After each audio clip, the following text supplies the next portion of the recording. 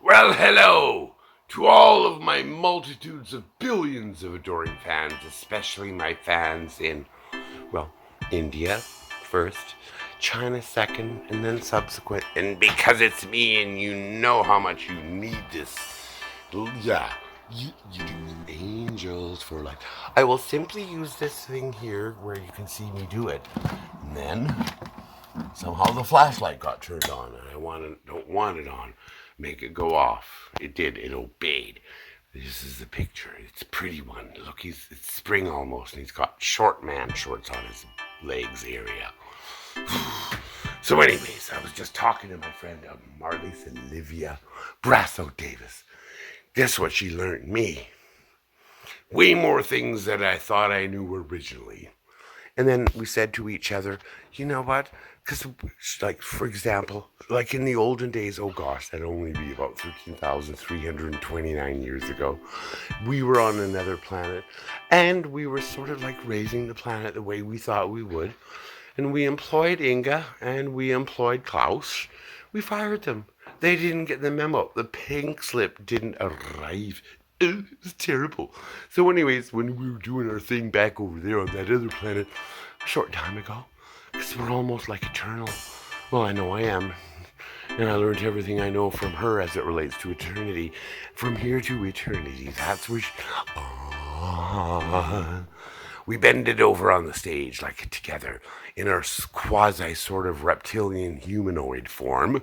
Look, she has things stuck on her head. That's my invention. Little does she know. And we bent over, and then we said to everybody in the audience, and they agreed when we said, lick our asses. And then their love tongues got shooting out of their mouth like a toad needing a fly at the side of a polluted, boggy river in Alabama. It was terrible, but it was great. And I didn't even have to scratch my own ass. And then she looked at me and I looked at her and we started crying at the sad state of affairs that, but it wasn't us, it was our parents. See, that parents are always responsible for how they're reared. And then I said, and then we started competing. Me and Olivia Marlies Brasso Davis, Fritz Pinker, how dare she? And then I gave her a little, like, smacked her for a second and I went, smack! She goes, ew. I'm going to get a bruise. I said, would you like another? And then we started laughing. The audience re-adored us more than they were already. Enraged and yet captured by our magnetism. Oh! I don't... Do you know what to say? Do you know what to say? I don't know what to say. Do you know what to say? I know what to say. Do you? Maybe you don't. But if you do, I have a chance to apologize and say, slow down, hurry up, and don't talk as often as you used to think I used to thought you could. And if that means everything to you, then it means nothing to me, which is what we want, right?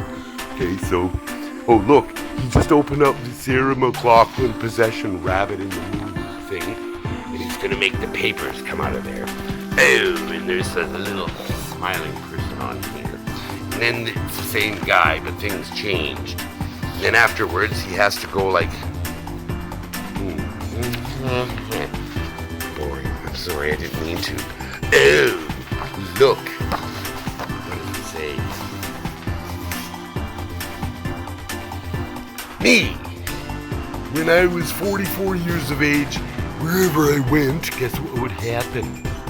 I would smile it upon their